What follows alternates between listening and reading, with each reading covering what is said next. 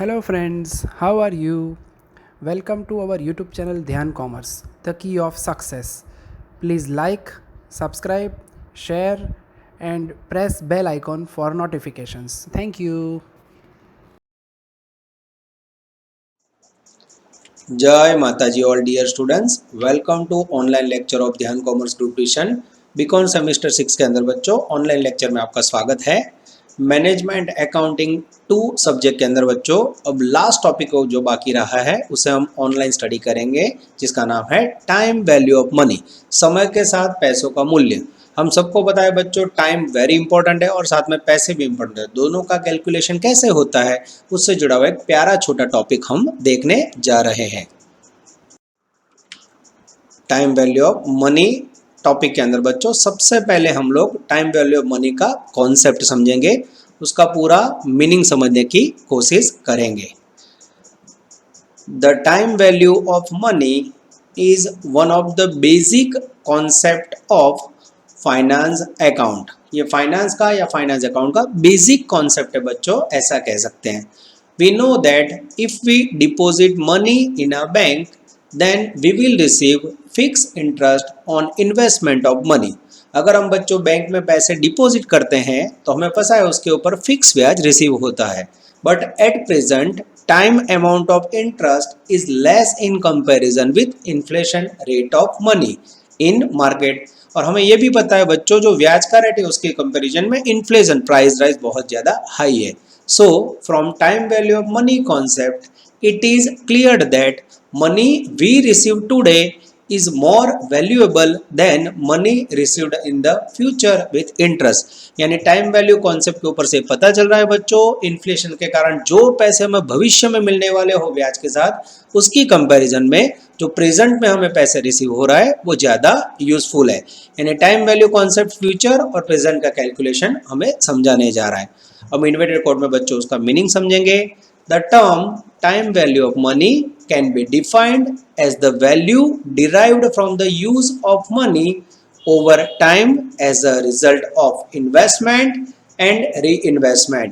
यानी time value term हमें पैसों का जो भी उपयोग बच्चों इन्वेस्टमेंट और री इन्वेस्टमेंट करने से रिसीव होता है उससे जुड़ा हुआ कॉन्सेप्ट क्लियर करता है। अब बच्चों टाइम वैल्यू ऑफ मनी को कॉन्सेप्चुअली समझने के लिए हम एक एग्जांपल लेते हैं जिससे हमें एकदम कॉन्सेप्ट क्लियर हो जाए। Suppose person invested ₹100 at the rate of 10% interest, then after 1 year he received ₹110 with interest। Here after 1 year person get more value of money, but if we give option then person should choose present value of ₹100 other than ₹110 future value with interest। तो time value of money का concept ऐसा बता रहा है बच्चों, अगर कोई बंदे को हम ₹100 10% ब्याज से इन्वेस्ट करने का बोले तो उसको 1 साल के बाद ₹110 मिलेंगे। तो अगर उसको ऑप्शन दिया जाए कि आपको 1 साल के बाद ₹110 चाहिए या अभी के 100 चाहिए तो बेटर ऑप्शन अभी के ₹100 रहेगा। रीजन इन्फ्लेशन रेट बहुत हाई है। तो ये कॉन्सेप्ट हमें क्लियर बता रहा है बच्चों फ्यूचर की कंपैरिजन में प्रेजेंट के पैसे बहुत इंपॉर्टेंट है। पैराग्राफ में we have seen that an individual will prefer to have money at present than at a future point of time। यानी कोई भी पर्सन फ्यूचर की कंपैरिजन में प्रेजेंट का पैसा एक्सेप्ट करता है, जिसका मीनिंग है it means number 1 that a person will have to pay in future more for a rupee received today। This concept is compounded value concept. यानी अगर कोई पर्सन को फ्यूचर में जो पैसे रिसीव होने वाले हैं ब्याज के साथ उसे कहा जा सकता है बच्चों कंपाउंडिंग वैल्यू कॉन्सेप्ट। यानी फ्यूचर में उसको कंपाउंडिंग ब्याज का ब्याज भी रिसीव होगा। Second concept a person will accept something less for a rupee today for an amount to be received in future. This concept is called present value concept. यानी future में जो पर्सन को पैसे मिलने वाले हैं ब्याज के साथ उसकी प्रेजेंट में अगर वैल्यू एक्सेप्ट की जाए तो उसे कहा जाता है प्रेजेंट वैल्यू कॉन्सेप्ट। अब बच्चों टाइम वैल्यू ऑफ मनी के अंदर कैलकुलेशन की 3 मेथड आपके सिलेबस में है, जिसे कहा जाता है methods oblique techniques of time value of money. इसके अंदर सबसे पहली मेथड है बच्चों सिंपल इंटरेस्ट वैल्यू मेथड या सादा ब्याजनी पद्धति। सेकेंड मेथड है बच्चों जो ये अपने 11 12th या 10th में पढ़ा हुआ है कंपाउंडिंग और फ्यूचर वैल्यू डिटर्मिनेशन चक्रवृद्धि ब्याजनी पद्धति। और थर्ड मेथड है बच्चों डिस्काउंटिंग और प्रेजेंट वैल्यू मेथड, जो बच्चों कहीं ना कहीं आपने कैलकुलेशन कैपिटल बजट टॉपिक में कर लिया है। अब बच्चों हम पहले मेथड देखने जा रहे हैं जिसका एक भी सम टेक्स्ट बुक में नहीं है, खाली नॉलेज के लिए, that is called simple interest value determination सादा ब्याजनी पद्धति, जिसमें बच्चों इंटरेस्ट का फॉर्मूला है PRN अपॉन 100। ये 8th या 9th स्टैंडर्ड में आ चुका है बच्चों, जिसके अंदर P का मीनिंग है प्रिंसिपल अमाउंट मुद्दल रकम, R का मीनिंग है रेट ऑफ इंटरेस्ट और N का मीनिंग है नंबर ऑफ ईयर। इस प्रकार का कैलकुलेशन बच्चों जनरली हम कैलकुलेटर से कर लेते हैं। जैसे 10,000 रुपए है, एक साल के लिए 10% ब्याज से इन्वेस्ट किए हो तो आपको भविष्य में 11,000 रुपए मिलेंगे।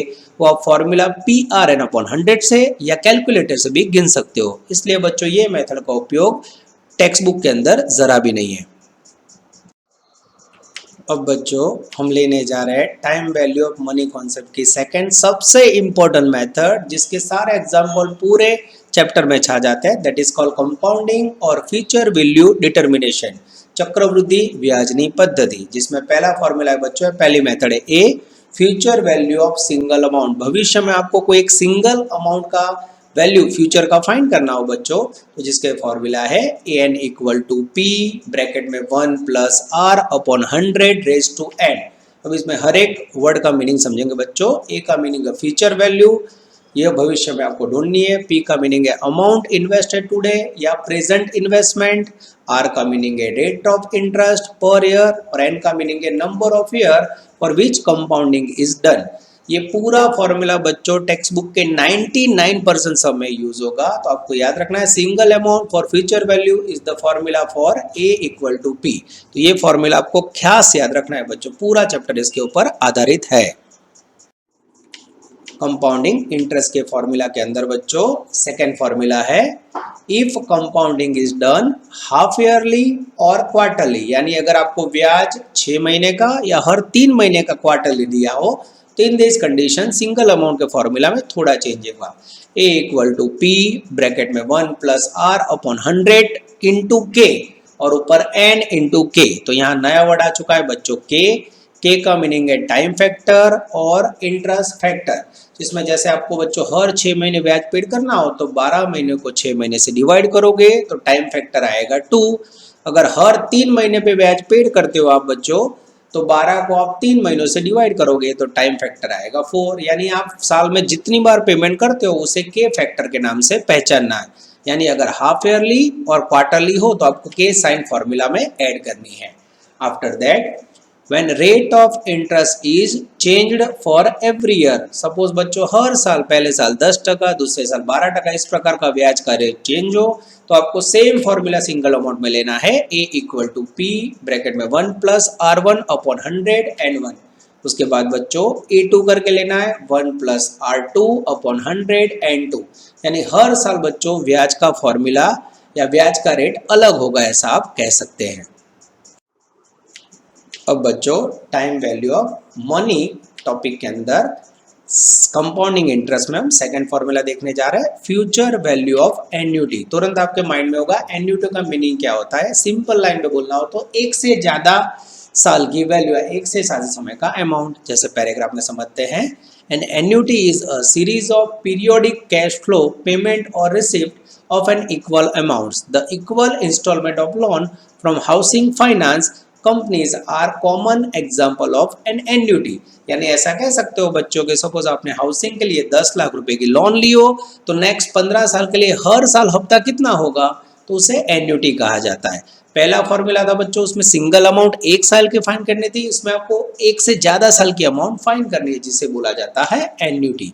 और जिसके लिए बच्चों फॉर्मूला यूज करना है A equal to P in bracket 1 plus R upon 100 raise to N minus 1। उसके बाद ब्रैकेट नीचे आर अपॉन 100 यानी इंटरेस्ट को रुपीज में प्रेजेंट करना। ये सिंपल फॉर्मूला है बच्चों, जिसका पूरे सिलेबस में एक आध सम है, जिसमें ए का मीनिंग है फ्यूचर अमाउंट, पी का मीनिंग है अमाउंट ऑफ ईच इंस्टॉलमेंट या प्रेजेंट वैल्यू, आर का मीनिंग है रेट ऑफ इंटरेस्ट और एन का मीनिंग है बच्चों number of year.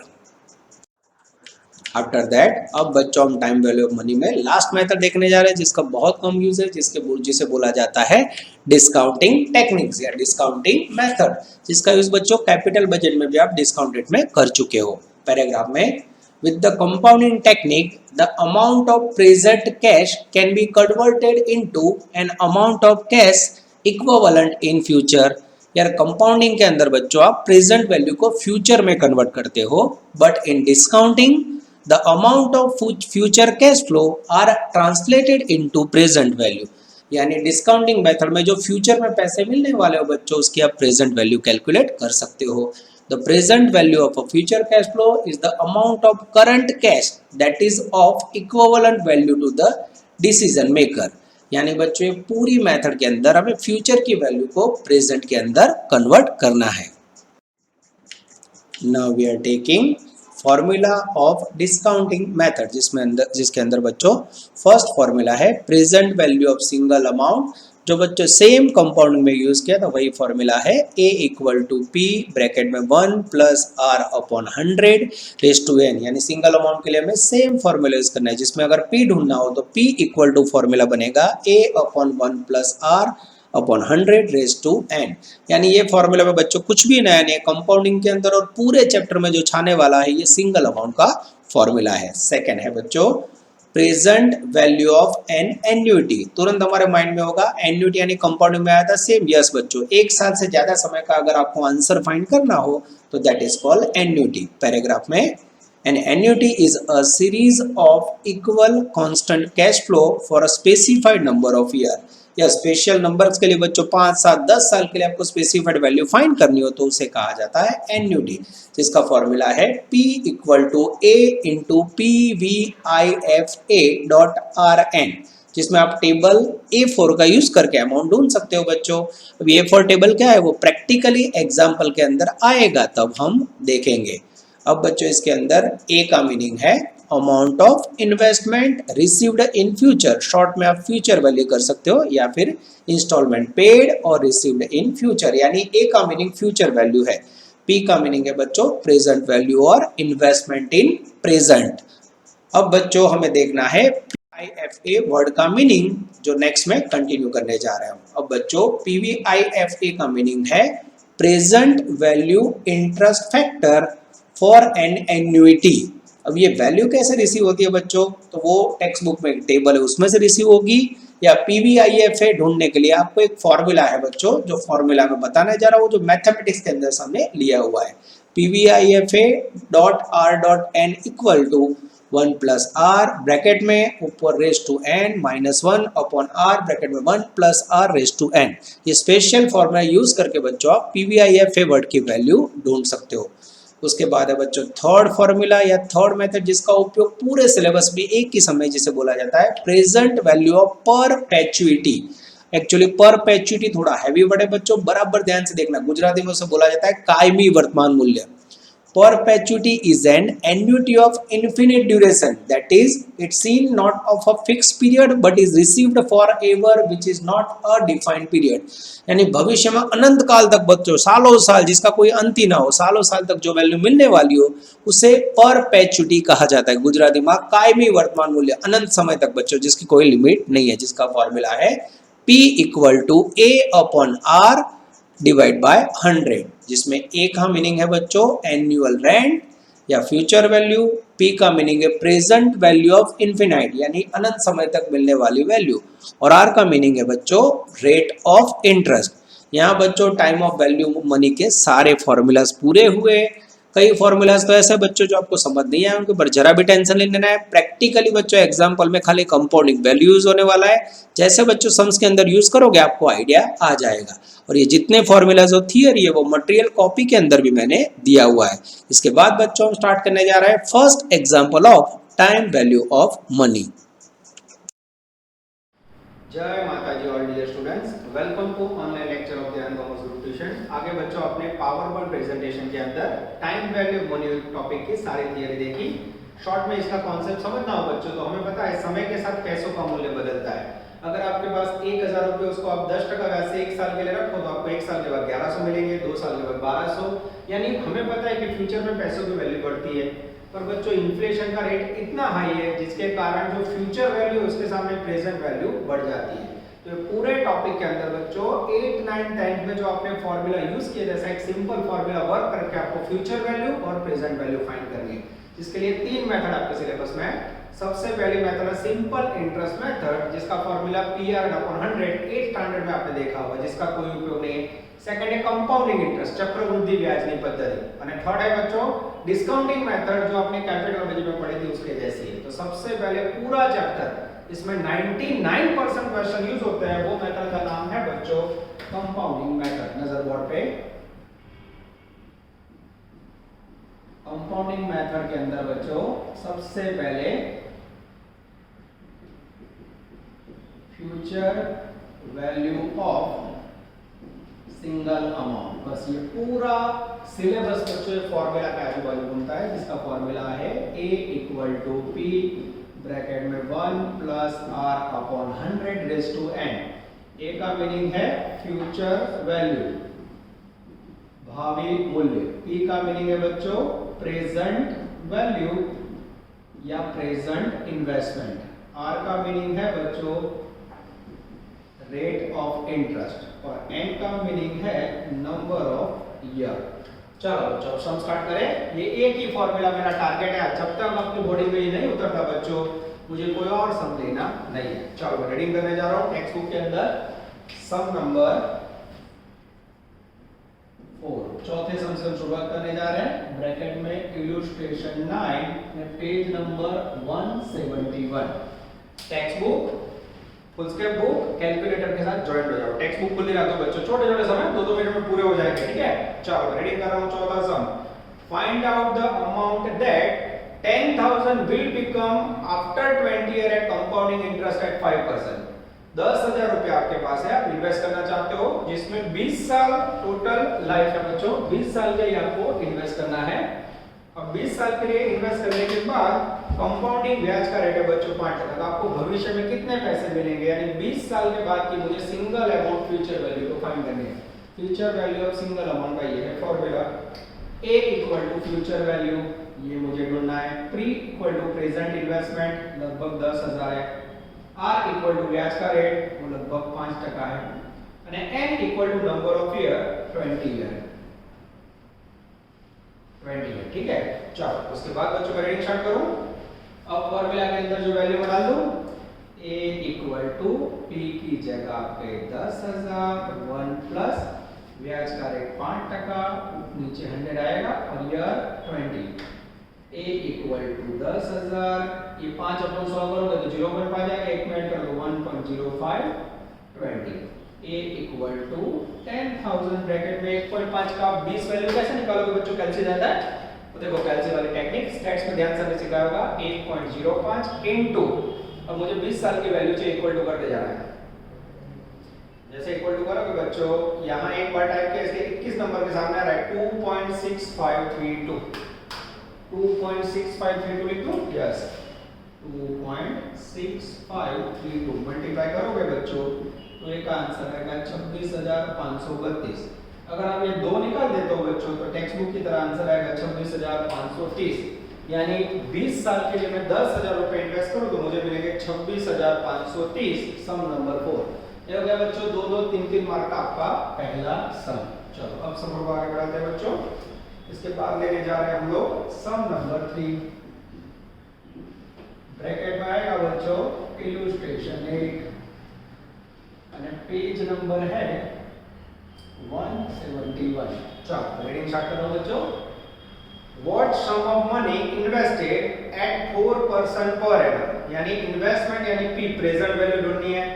Interest for 18 year, 4% ब्याज का दर, 18 year life, will be amounted to 50,000, यानी ऐसी कौन सी वैल्यू है जिसकी भविष्य में वैल्यू 50,000 होगी।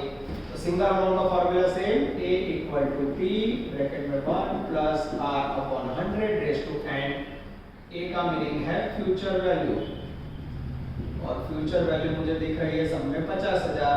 पी का मीनिंग है प्रेजेंट इन्वेस्टमेंट, ये हमें ढूंढना है। आर का मीनिंग है रेट ऑफ इंटरेस्ट, जिसकी वैल्यू है 4%। અને एन का मीनिंग है नंबर ऑफ ईयर, जो मुझे दिख रहा है 18। सही करो बच्चों। चलो अब ए की जगह पे 50,000 equal to P plus 1/r, 4 नीचे 100 रेस टू 18। 50,000 इक्वल टू ये 4/100 में एक ऐड करोगे तो 1.04 आएगा। 1.04 का 18 वैल्यू निकालो बच्चों। 1.04 का 18 निकालोगे बच्चों कैलकुलेटर से, तो मेरे पास आंसर रेडी है, तो मैं देख के लिख देता हूं। वैल्यू आएगा बच्चों 2.0258। 2.0258। तो P बराबर 50,000 डिवाइड बाय 2.0258 करोगे तो प्रेजेंट इन्वेस्टमेंट आएगा बच्चों 24,680। This is called present investment. Answer check करो तो बच्चों, ये हो गया आपका छोटा प्यारा सम नंबर 2। कर सकते हो बच्चों? यस 100%। इसके बाद लेने जा रहे हैं हम लोग छोटू क्वेश्चन 2। सम नंबर 2 ब्रैकेट में होमवर्क में बच्चों आएगा 15B। ठीक है, चलो रेडी स्टार्ट करें बच्चों। और साथ में उन्होंने लिखा हुआ है सी इलस्ट्रेशन 7। चलो थोड़ा ऐसे बोल देते हैं, इससे में दो ना हो। चलो क्वेश्चन 2 रीड कर लो बच्चों। Find out how many years 30,000 will become 60,000 at 5% interest. Oh, यानी नंबर ऑफ ईयर मांगे बच्चों। A equal to P 1 plus R upon 100 raised to A। A equal to future value। Future value बच्चों 30,000 become 60, यानी भविष्य में कितने मिलेंगे 60,000। P present investment 30,000। R rate of interest. Rate of interest है बच्चों 5%। અને n यानी number of year. Number of year मुझे दिखाई दे रहे हैं बच्चों, मुन्ने हाइडे। ओह, सेटिंग कैसे करें बच्चों? चलो a की जगह पे 60,000 इक्वल टू 30,000। 1 प्लस r की जगह पे 5/100, यहाँ n 60,000 divide by 30,000 equal to 1.05 raise to n। 2 equal to 1.05 raise to n। अब बच्चों इसमें n कैसे ढूंढोगे? तो उसकी टेक्निक है, यहाँ यार पता नहीं तो क्या करना है बच्चों, देखो कैलकुलेटर जो 1.05 दबाओ इनटू, अब आपको इक्वल टू करते जाना है। जहां आपका आंसर 2 रुपए वहां अटक जा रहा है वो यार ले लेना। देखो मैं मल्टीप्लाई करते जा रहा हूं 11 12 13 14 15, यहाँ 16 आएगा यानी 15।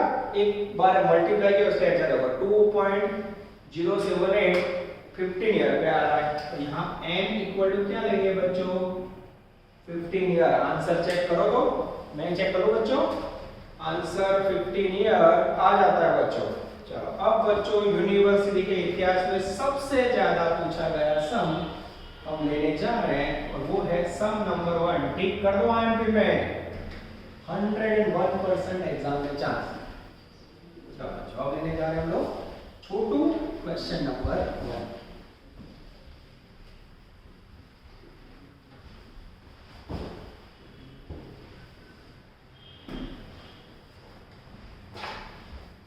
सम नंबर 1 100% एग्जाम के लिए। ब्रैकेट में इलस्ट्रेशन 6 इलस्ट्रेशन 11 और पेज नंबर है 171। चलो रेडी बच्चों, अब हम लेने जा रहे हैं छोटू सम नंबर 1। मैं रीडिंग स्टार्ट कर रहा हूं। What amount will be if invested 10,000। 10,000 present value 3 year यानी एंड 12% ब्याज का rate, compounding interest per annum, यानी फ्यूचर की सिंगल अमाउंट 3 साल के बाद की ढूंढनी है। फ्यूचर वैल्यू ऑफ सिंगल भविष्य में 3 वर्ष पछीनी एक वैल्यू शोधવાની है बच्चों। Formula same, yes. अब यहां 3 ऑप्शन है। ए पहला ऑप्शन है कंपाउंडिंग एनुअल, ठीक है। फिर सेकंड ऑप्शन है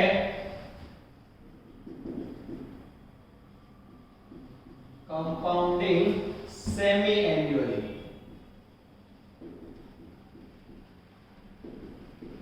और थर्ड ऑप्शन है बच्चों कंपाउंडिंग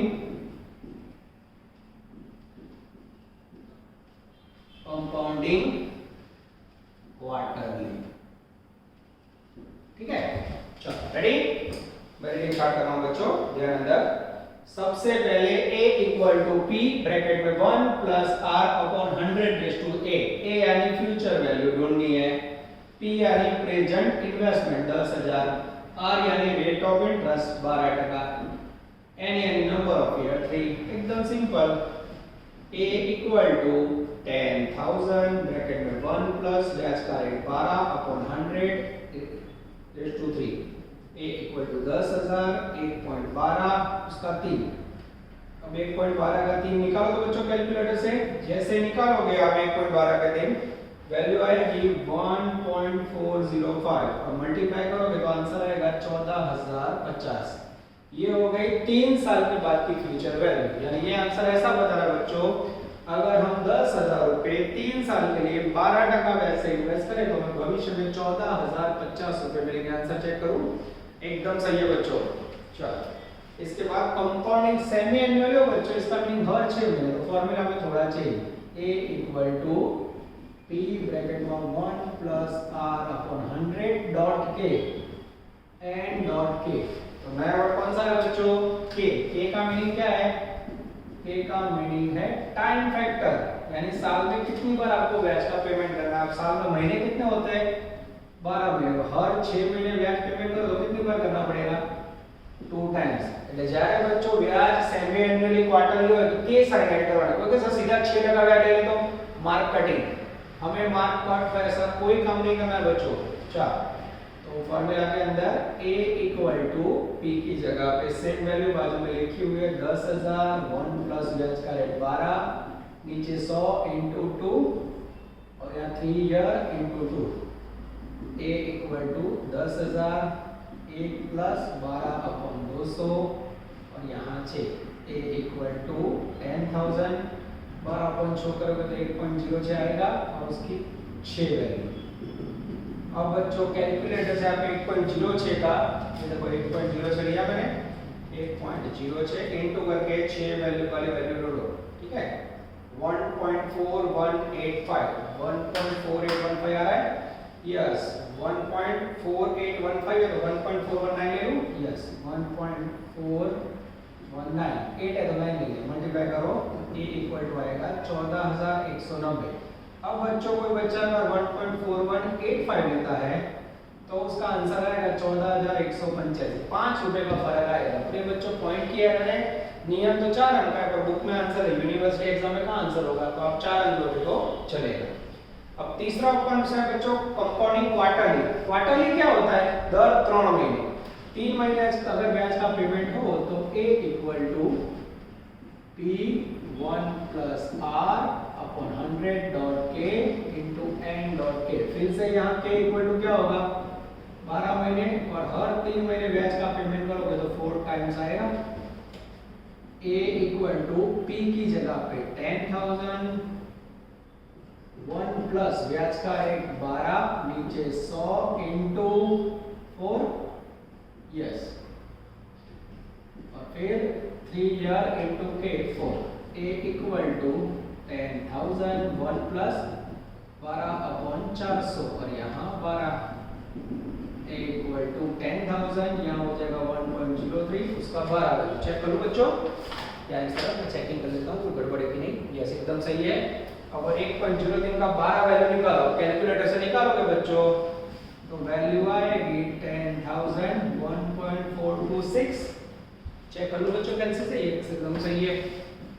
तो a इक्वल टू 14,260।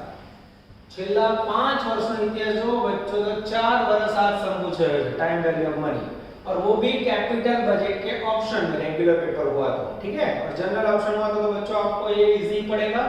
ओवरऑल ये चैप्टर इजी है बच्चों, मैनेजमेंट अकाउंट आप सब्जेक्ट देखो तो ओवरऑल इजी है, मेहनत आपको करनी है। ठीक है, ये हो गया आपका अफलातून क्वेश्चन नंबर 1, जिसमें होमवर्क में है इलस्ट्रेशन 6 और इलस्ट्रेशन 11।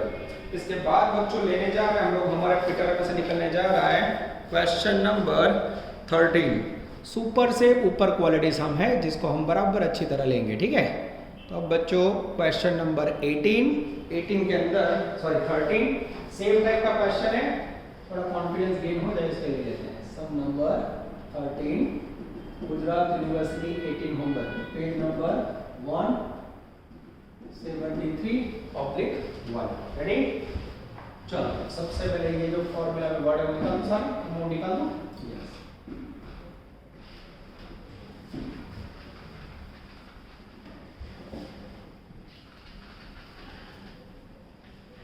अच्छा, एक बच्चे ने ऐसा क्वेश्चन किया था सर, कैलकुलेटर ने इसे मेथड नहीं आती है, डायरेक्ट इसका वैल्यू मिले ऐसा नहीं है। तो हाँ मैं रीडिंग कर रहा हूँ, ध्यान देना। A person want to invest 3000 यानी प्रेजेंट वैल्यू 4 साल के लिए यानी N, two option. Option 1 quarterly compounding interest at 12%, annually compounding interest. अब क्वार्टरली और एनुअली ऑप्शन आता है बच्चों, तो यहाँ मुझे पहले ऑप्शन में क्वार्टरली लिखना पड़ेगा। यस, तो ये लिख देते हैं ऑप्शन 1 क्वार्टरली कंपाउंडिंग। अब क्वार्टरली कंपाउंडिंग हो तो क्या होगा बच्चों, इसमें एंटर दे डॉट के और एंड डॉट के, ठीक है। और फिर यहाँ बच्चों कंपाउंडिंग ऑप्शन 2, फिर से थोड़ा लिखते हैं बच्चों जिससे हमें 2 ना हो। ऑप्शन 2 कंपाउंडिंग एनुअली, ठीक है।